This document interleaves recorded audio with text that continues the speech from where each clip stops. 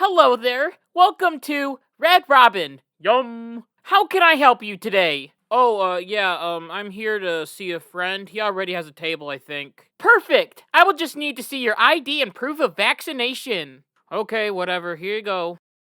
All right. Now you can enter the building and find your friend's table. Have a good one. Yeah, whatever. You too. Hey, Brad. How are you? What you watching there? Hey, John. I'm watching Joe Biden's speech. Can you believe that stupid Republicans want people to show ID to vote? It makes no sense at all. I know, right? Like, everyone is going to have ID. It is literally voter suppression.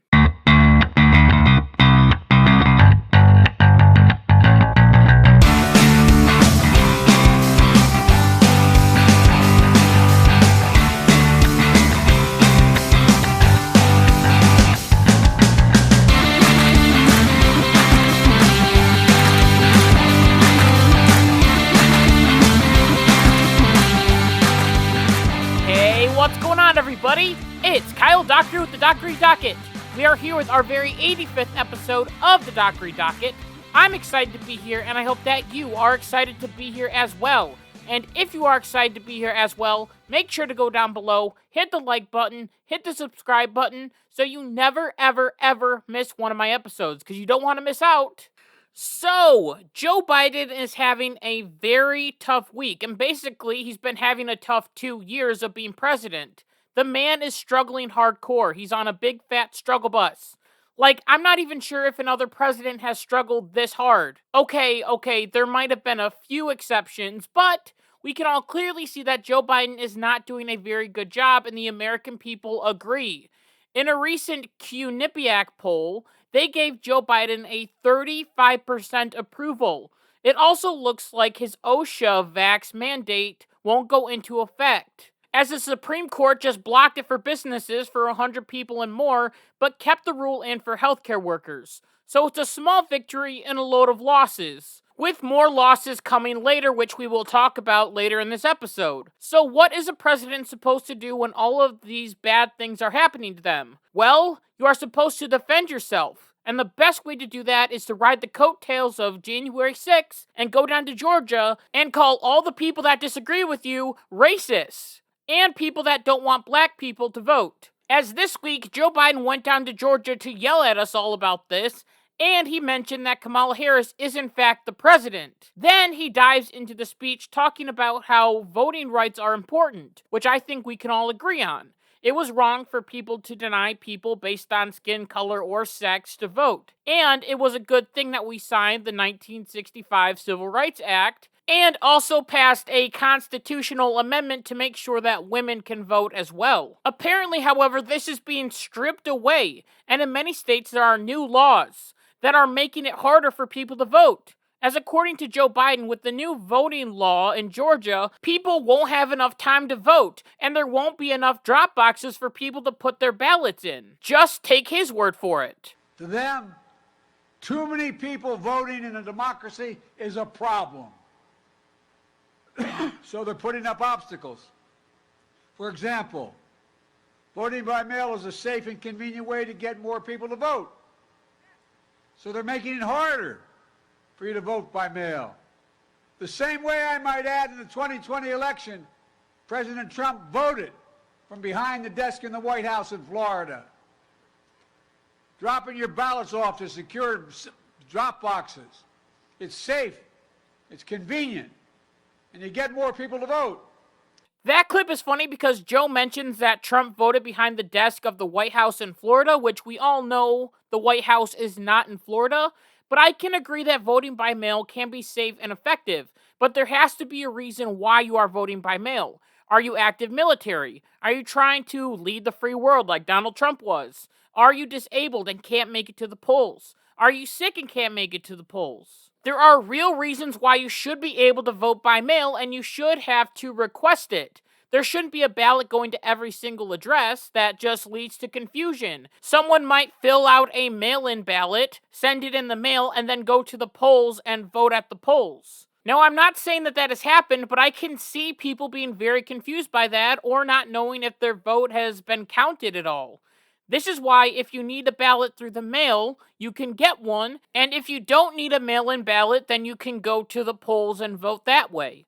Along with this, if, for example, you have a family vacation on November 4th or you can't make it to the polls, the new Georgia law makes sure that you can vote early. As this lie that this new Georgia law wants you to vote on election day only is wrong, which I mean, it would be nice if everyone did just vote on election day, but there are some things that come up, so people do have to vote early or by mail. But Georgia offers ample time for people to vote early, as according to PolitiFact, the bill offers people 19 days to vote early. This is a lot more days than Joe Biden's home state of Delaware has, as they only offer 10 days of early voting. It is also a lot higher than the Democratic haven of New York, which only allows 9 days of early voting. So it looks like these states are just suppressing the vote, I guess. With this new Georgia voter law, people have time to vote and ways to vote if they can't make it to the polls or they need to go to the polls at another time.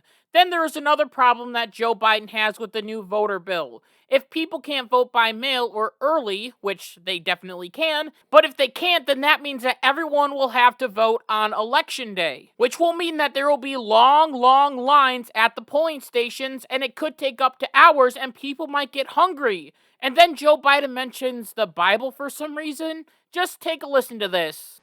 Taking away the options has a predictable effect. Longer lines at the polls. Lines that can last for hours. You've seen it with your own eyes. People get tired. They get hungry. When the Bible teaches us to feed the hungry and give water to the thirsty, the new Georgia law actually makes it illegal. Think of this. I mean, it's 2020. And now 22, going into that election. It makes it illegal to bring your neighbors, your fellow voters, food or water while they wait in line to vote. What in the heck are we talking about? I mean, think about it. That's not America. Okay, Mr. President, I thought about it long and hard, and you, sir, are a liar and you know it. Now, I think we can all agree that there should be more polling places open to make sure that people can vote and the lines don't get too long. However, this idea that we are going to have hundreds of thousands of people starving to death in line on their way to vote is absolutely absurd. I mean, seriously, are Americans really that obese that we can't wait an hour of our lives without eating? If you are hungry, you can bring your own food and your own water. Wait, no, Joe Biden said I can't. Well, this is a lie. The whole point of the no water and no food part of the bill is to stop solicitation of votes. There is no law that says poll workers can't give out food and water. They just have to be generic without any politician's face on it. The bill tries to stop people with MAGA hats coming up to you in line while you're voting and saying, hey, vote for Trump, here's a Trump water bottle, or it stops people from coming up to you and giving you a Biden burger or something like that. The polling place wants people to go into the voting booth with their own opinions on who they want to vote. This is why at polling places you are not allowed to even have political material on the polling property. They want to be as nonpartisan as possible. However, according to Joe Biden and these Democrats, the Georgia bill is still terrible, it is still bad, and it must be stopped. To do this, we need to sign the bill that will make everything better. It will federalize elections, meaning that the government runs the elections, not the state, which is against the 10th Amendment, and just think of the DMV, but this time it's with voting. It'll make sure that there are more drop boxes and that anyone can get a mail-in ballot and illegal aliens can vote. You know, all that good stuff. However, there is one problem. Those pesky, evil Republicans. They must be silenced. So Joe Biden wants to change the rules in the Senate because these bills that will help with voting rights, even though everyone has the right to vote, are so important. Here he is saying that. But as an institutionalist, I believe that the threat to our democracy is so grave that we must find a way to pass these voting rights bills. Debate them, vote, let the majority prevail. And if that bare minimum is blocked, we have no option but to change the Senate rules, including getting rid of the filibuster for this.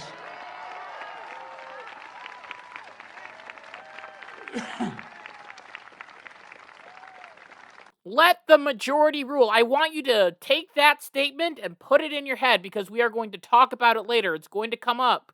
Make sure you remember it. Don't forget. For the Democrats, ever since they took power, the filibuster has been known to them as an evil racist rule in the Senate that is rooted in Jim Crow and segregation. The Democrats have been talking about the filibuster for so long, it's absolutely annoying.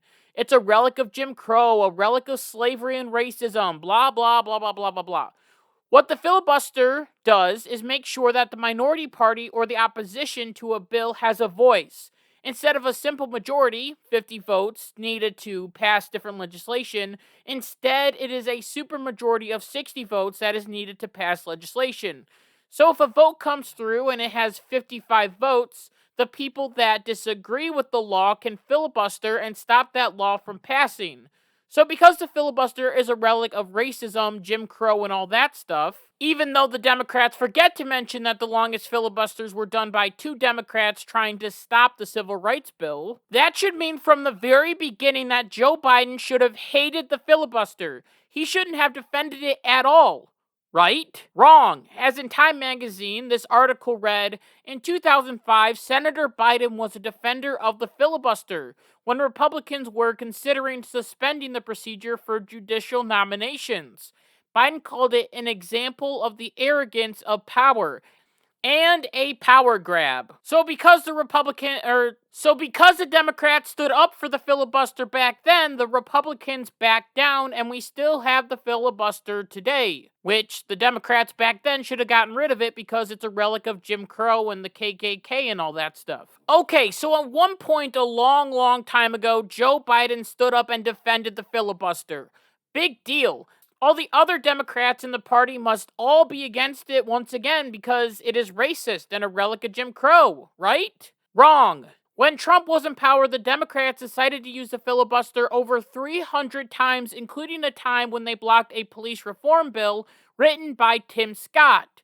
So when Republicans are in power, the Democrats have to use the filibuster because that's the only way to protect democracy. But when Democrats get into control, then the Republicans can't use it because it's racist. Duh. The best example that I found came from this week, and it just shows the peak hypocrisy of the left, as there were 2 bills that were going to be passed. And the goal of those 2 bills was to block Putin's pipeline called the Nord Stream 2. The bill passed with a simple majority of 55 to 44 votes, but failed due to the current rules that you need to have 60 votes to pass a law, aka the filibuster. This means that the Democrats used the filibuster this week, even though they want to get rid of it. Once again, the Democrats are allowed to use all the rules that they want, but those evil Republicans can't. Follow Joe Biden's rules and let the majority rule, right? Do you remember what we just talked about? Was it still in your brain? There it is. Along with this, if Joe Biden can't magically get rid of the filibuster, his new voter bill is still in jeopardy. As Democrats, Joe Manchin, Christian Sinema, and Mark Kelly from Arizona are all against it, meaning that the vote would be 53 to 47 in opposition to the bill, meaning that the simple majority is going against Joe Biden. And according to Biden, we should let the majority rule. It is absolutely ridiculous that Joe Biden and the Democrats want to change the rules and blame the Republicans for doing something, even though the Democrats have done the exact same thing. They did the same thing this week, once again. It's not fair at all, and the hypocrisy has to stop if you want to make real change. And if these different voter rights bills were to pass with a filibuster or not a filibuster, they wouldn't get rid of anything that was close to voter suppression because it is already illegal, and there are no groups of people in the United States that can't vote. This leads us to talk about another form of voter suppression, quote unquote, that the Democrats hate, and this is the idea that you need to have an ID to vote. Here's the thing. According to Forbes, 80% of Americans want voter ID. However, the Democrats see this as voter suppression because according to Democrats, this disenfranchises minorities. Now, this is the most racist thing that I think Democrats believe. In their minds, there is no way for a minority to get an ID, or they are too poor to get one, even though they are very cheap and I bet they can find a DMV somewhere. I think that a good way to fix this is that once you are registered to vote, you can get a card that says your address and has all of your information on it, and then you give that to the poll worker, and then you're free to vote.